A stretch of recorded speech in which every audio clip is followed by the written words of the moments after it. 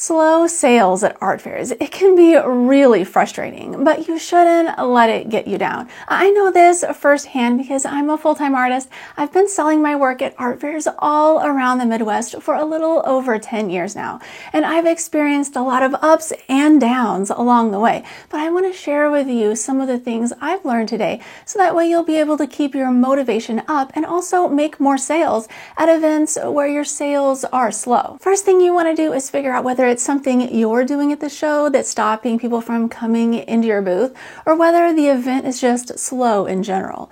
And ultimately, how you judge this is just by seeing how many people are walking by your booth. If there is a steady flow of customers walking by your booth and none of them are entering, then this is something that you can fix at the event to be able to get more sales right away. But if there are no people walking in front of your booth, let's say you've sat there for several hours and maybe less than a dozen people in total have walked by, then there's nothing you can really do at this point. The only thing you can do is not choose shows with low traffic levels in the future, but sometimes it's out of your control. I know last fall I did a show that is normally amazing, but the first 2 days of the show were really slow because it was directly after the election and a lot of people were bummed out and they didn't feel like shopping. Luckily, the show turned around later on and my sales were great in the last couple of days, but for the first couple of days, I was a little bit worried. So not every show is good. I mean, sometimes a show that you've done for years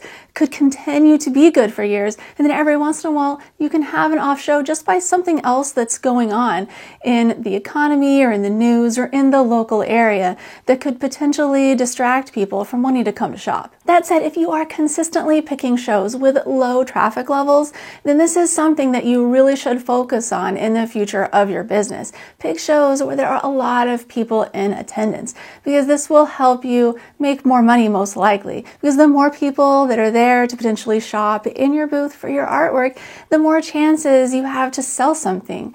And the less people that are there, obviously the less chances that you have to sell something. If you're looking for shows with larger numbers of people and you're in the United States, then you should definitely check out this Sunshine Artist magazine. I'm not an affiliate of theirs or getting any kickback from recommending this list that they put together in the video, but it's the top 100 and top 200 list. This is amazing because it's going to share with you the best art fairs to do, whether they're art fairs or craft fairs all across the country.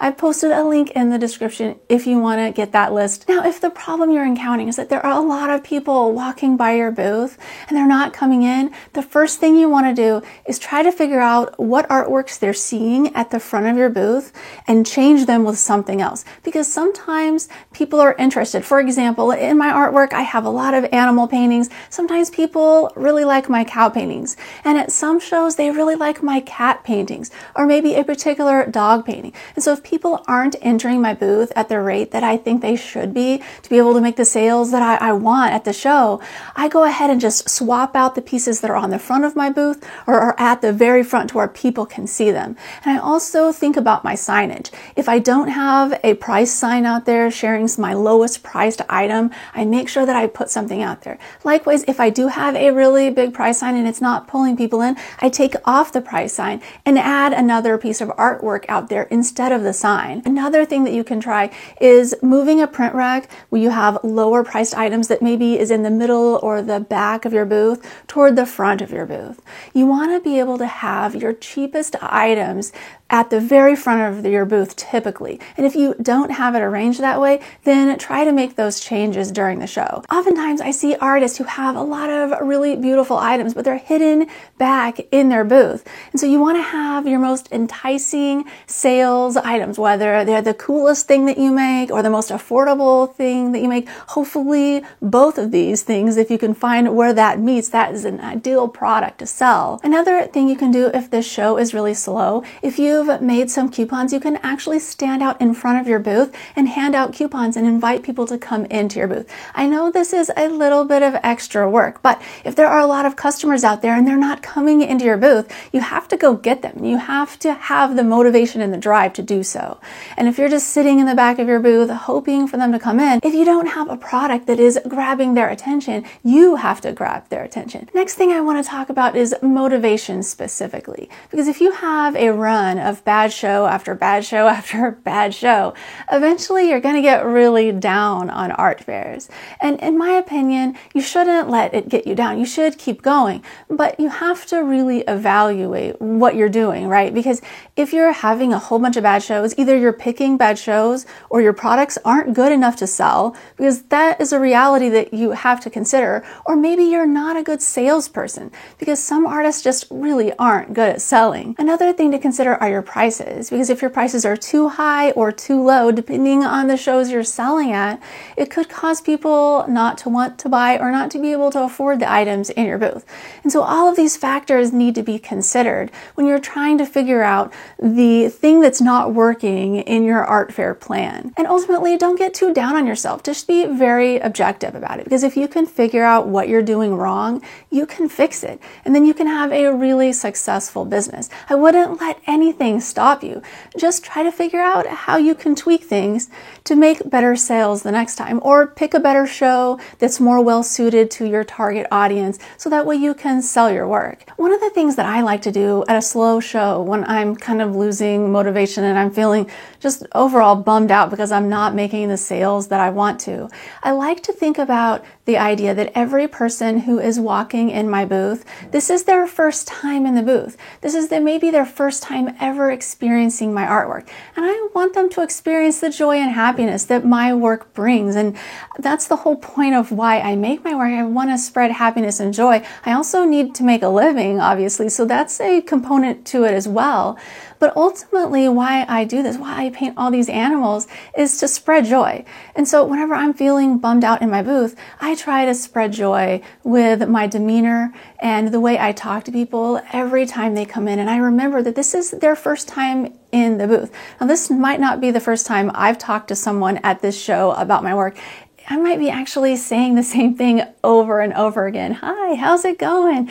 Do you like animals? What's your favorite animal? I've painted this one. Check my print bin. You know, all the same things constantly. Maybe I'm saying it a little bit different to each person, but it's the main idea every time. I'm greeting them, trying to get them to look at prints in my print bin, trying to get them to purchase something. But whenever they come into my booth, I try to greet them with this openness and this joyfulness that I want them to experience. And I really try to be honest about it. I don't try to be fake. I know sometimes you kind of feel like you have to be fake if you're in a bad mood when you're doing customer service or sales, but I think customers can sense that and feel that. So I try not to be fake. I try to just allow the joy that I feel when I'm creating my work come through. I try not to let the negativity of not making sales, or maybe even the other customers prior to them's bad attitudes about my work, and maybe saying it's too expensive or they don't have the money for it, or who would hang something like that on their wall, rainbow animal, what, you know, they say all sorts of different stuff that are negative. This is how people are.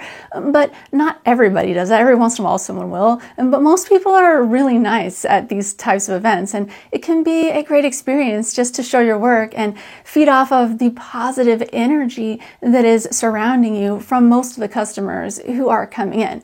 And so try to greet them with that joy or that uplifted feeling within you that they're bringing to you as well. As long as you do that, you can start to have a good time and feel motivated to try to sell, even if you're not making a lot of sales. All right, well, if you found this video helpful, I have an entire playlist on how to do art fairs that you can check it out here. So any of the questions that you're having about art fairs, I might have already answered them in a video, but if you have questions about art fairs, you can also comment below and I will try to answer them in an upcoming video. All right, thank you so much for watching. See you next time.